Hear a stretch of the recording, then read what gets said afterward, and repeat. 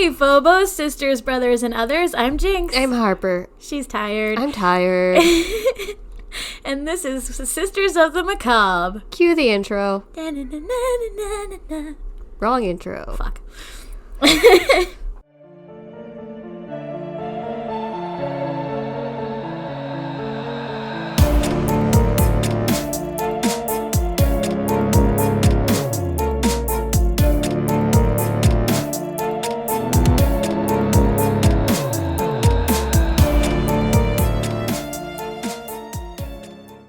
So today, I kind of went down a little rabbit hole here, and Harper's not going to like it. Oh. Because I'm talking about a child murderer today. Oh, fun. Yeah, and by child murderer, I mean 11-year-old murderer Mary Bell.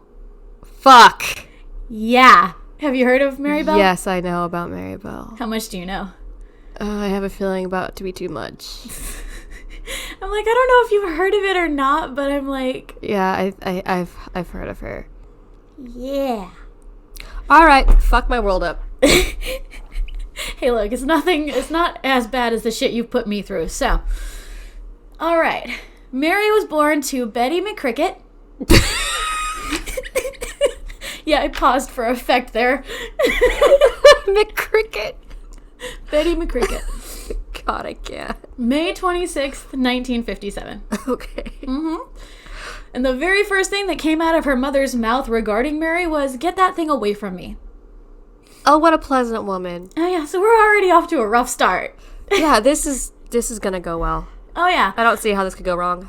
Yeah, well, Mary had a very troubling childhood. Yeah, who'd have guessed? Her mother and father, Billy Bell, he was a known drunkard. I can't with these names. McCricket and Billy Bell. I know. It sounds like a cow. I'm done. All right. And that's the end of this podcast. Thanks for tuning in. I'm gonna go die now. They were never around, so Mary was constantly neglected. Not so fun. Betty would take several week-long trips, like just several weeks in a row, to Glasgow for her profession. You want to know what she was?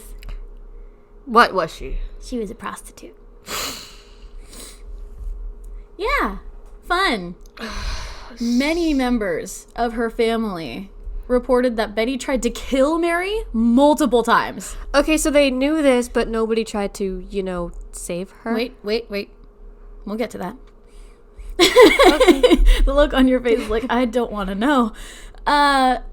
While also trying to make it look like an accident. So she tried to murder Mary while making it look like an accident. Because Mary fell from a window and accidentally overdosed on sleeping pills that were given to her by her mother, who called them sweets.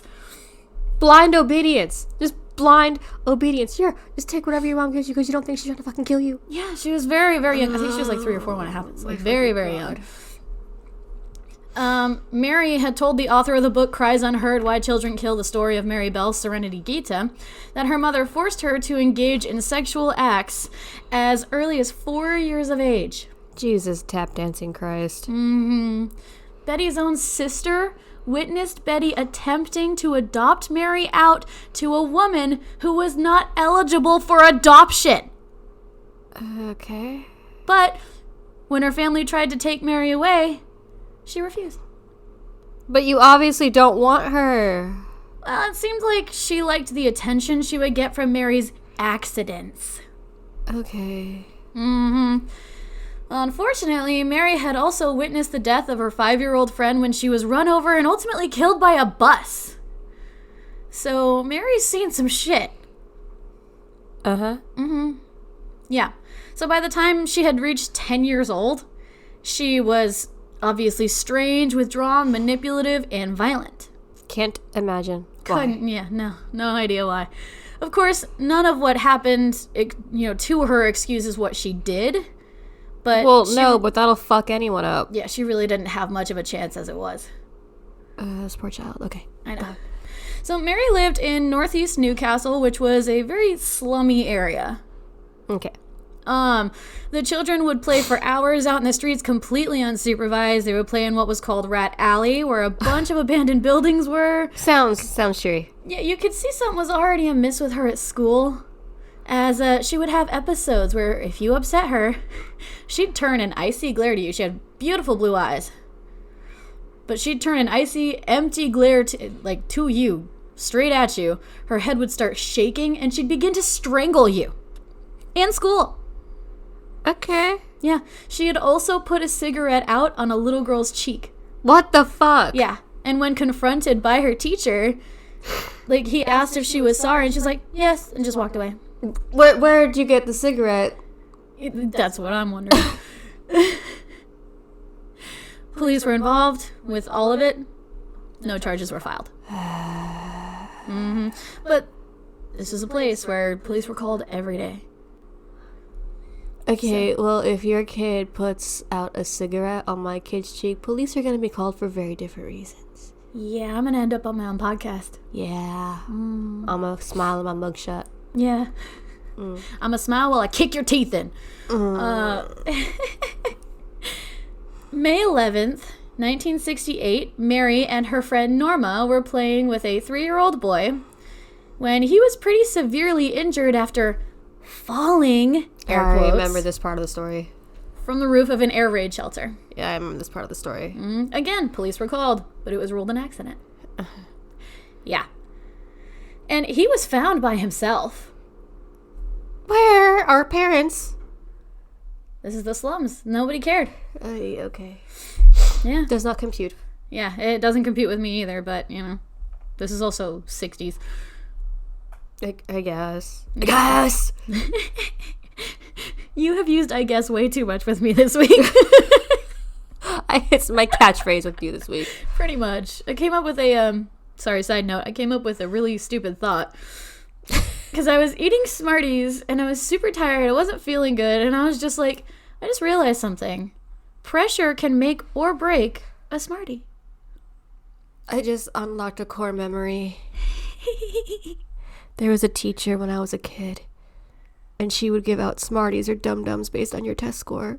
Uh-huh. And I got a Dum-Dum one time. Oh, you poor thing. Did it taste good? I got a Dum-Dum because she was calling me a Dum-Dum. But did it taste good? No, it tasted like failure. What does failure taste like? Like blueberry Dum-Dums. I have tasted failure quite a lot. Don't give out Smarties and Dum-Dums based on test scores. Yeah, that's a little fucked. Anyway, away from the existential crisis we're having here.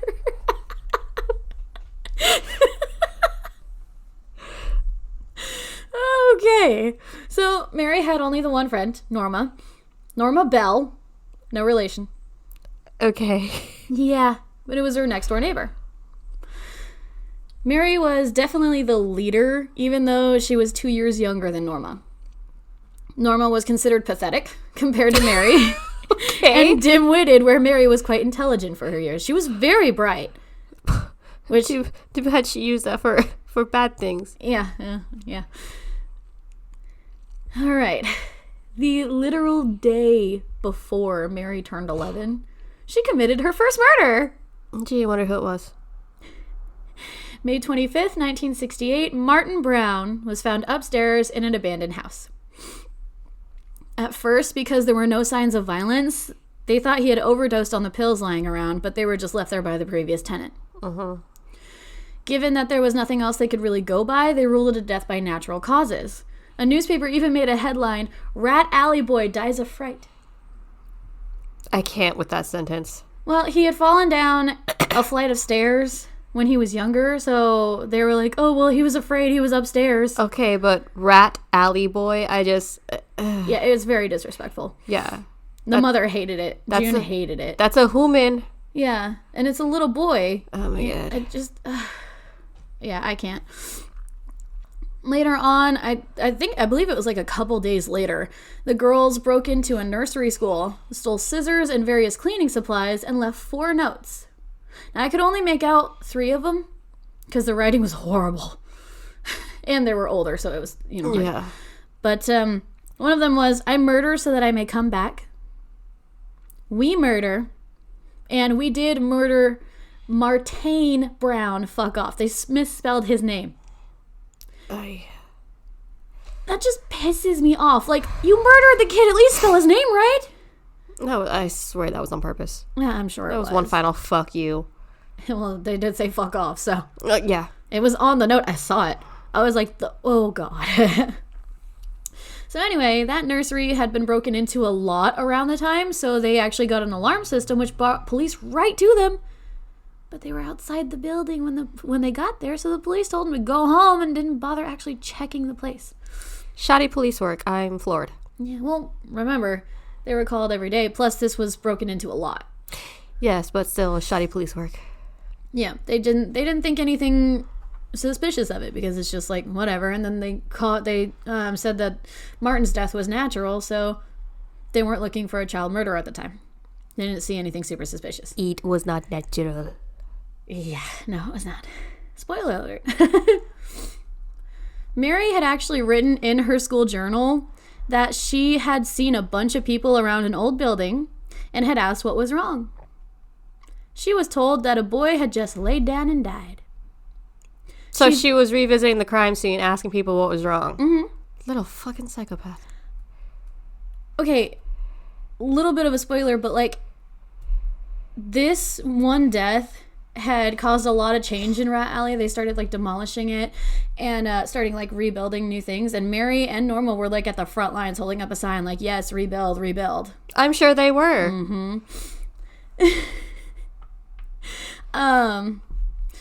So she then proceeded to draw Martin's dead body next to an open pill bottle and wrote tablet above it, pointing to the pill bottle. Okay. Mm-hmm. Then she drew a worker man discovering his body. That's disturbing. Mm-hmm. And this drawing went unnoticed for weeks until Mary was suspected of having anything to do with his death. Oh, but if my kid draws a picture of a screwdriver, I'm getting a phone call. Yeah, well, fun. So yeah, crap, right? A little bit. And that's not even the worst part. These kids are fucking heartless. Mary and Norma would often babysit at Martin's aunt's house, and whenever they saw his mother June, they'd ask her questions like, how are you? How do you feel? Do you miss him? You know, sounding like they care. Before he was buried, the girls showed up at his house and asked June if they could see him. They wanted to see his dead fucking body. June said, no, you can't see him. He's dead. And Mary replied, and I'm quoting, oh, I know he's dead. I want to see him in his coffin. Get the fuck out. No. I can't. Yeah, I was floored. She's 11? At this point, yes. Jesus Christ. She's 11 years old. Jesus, tap dancing Christ. I know. It's not okay. June slammed the door in their faces, and I can't say I blame her. No, I would have too. No, that literally caused a mental breakdown for her. Like, she slammed the door in their faces, fell to the floor, started bursting into tears, and her husband had to take her to the doctor. She was so inconsolable. Jesus. Yeah. Yeah, I was not... I'm not okay with that. And I read that first because I read the articles before I got to the documentary because I like to kind of get a full-on source. And just watching her talk about it, she was just broke. I was just, oh my God, honey, I'm so sorry. I felt horrible. So. I'm sorry. Their mom should have swallowed. Right. I mean, apparently she was really good at it, so. I just gagged a little bit.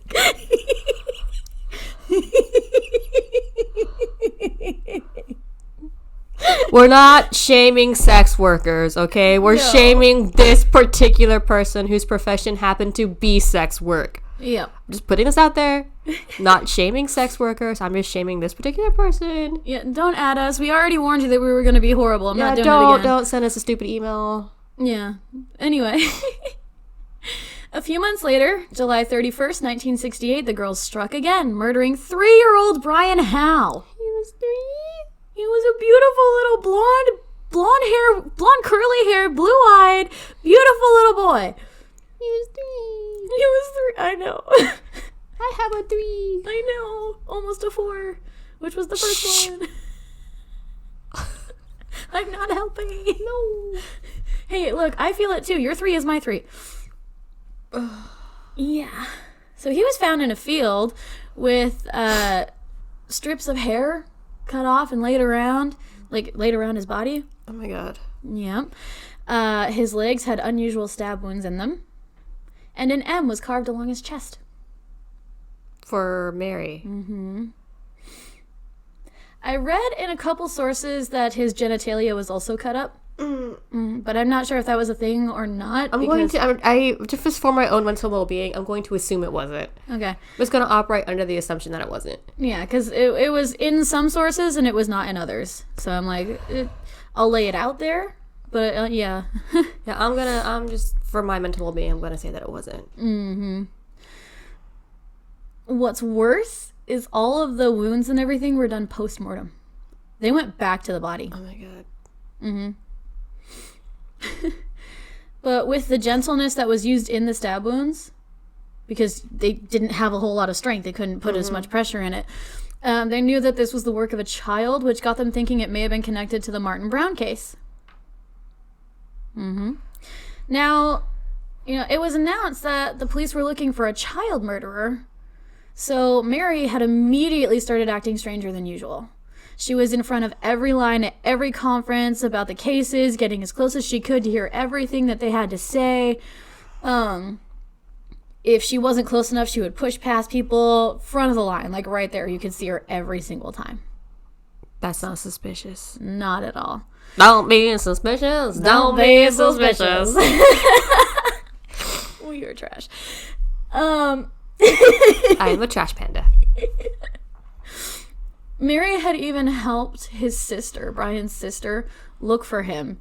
Pointed out the pile of rubble that he was buried under. But Norma was like, no, he wouldn't be there, and they kept walking. Mm-hmm. Yeah. Jesus.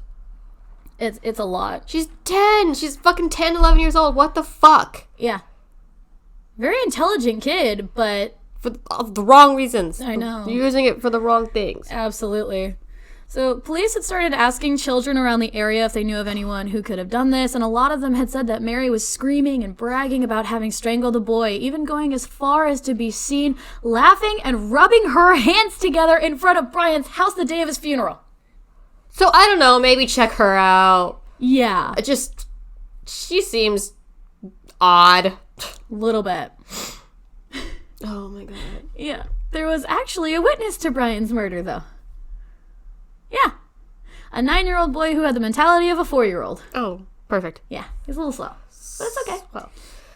He was able to tell the police everything that happened. Okay, well, good. Yeah. Mary and Norma were playing with him. And Mary had gone up to the boy saying his throat was sore and that she would massage it to make him feel better. Do not. Her grip got stronger and stronger until he died. Oh, boy. Mm-hmm. Needless to say, the girls were taken into custody at that point. Oh, good. Mm-hmm. Mary had alleged she saw an 8-year-old boy hit Brian the day he died, and that boy had a broken pair of scissors with him. That's important. The accusation never held up for a couple of reasons. The boy was at the airport at the time of death, for one. And two, the use of scissors on the body was not released to the public. Oh. So she just gave herself away. You little dumb shit. Mm-hmm. All those brains, and you gave it away with that. Well, she gave it away several other times, yeah, too. but still. But she wasn't caught with those several other times. Yet. So, Mary had to have a psychiatric evaluation to determine if she was sane before they could go on with the trial. Mm-hmm. While speaking to the psychologist, she mentioned her friendship with Norma was happy, and on that day, the day of Brian's death, they were full of laughter. I can't with that. Yeah. I am unable to can. I can't. I know. It's horrible. I was just giddy on the day of his murder. Oh, yeah. We were just laughing up a storm. Just kid stuff. Oh. Just murder and strangulation, girl stuff. That's accurate. God.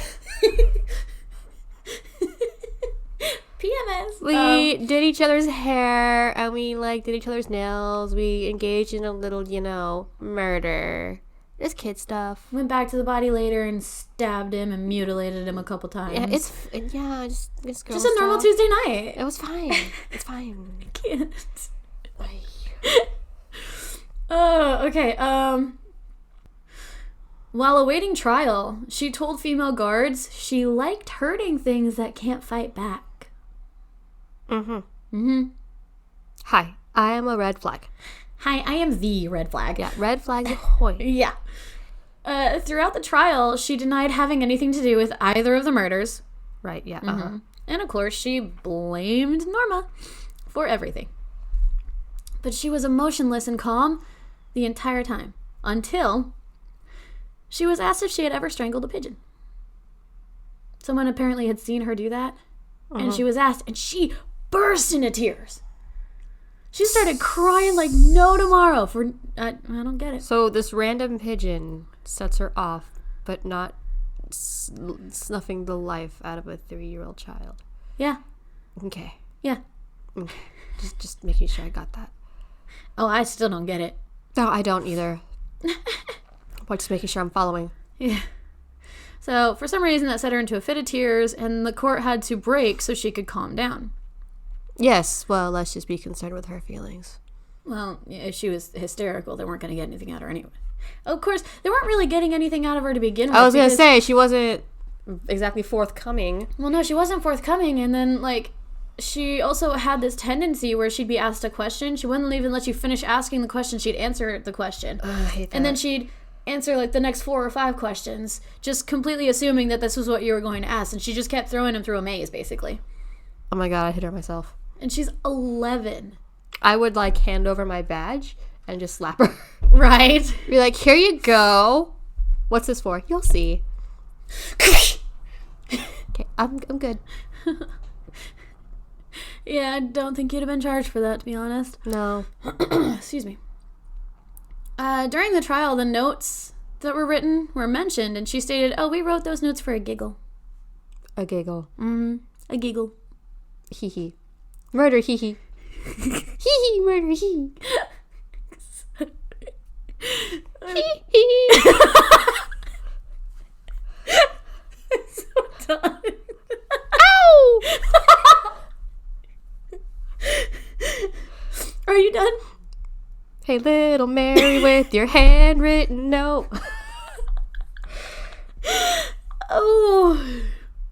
Look, I love Michael Jackson, okay? I'm no shade. I just...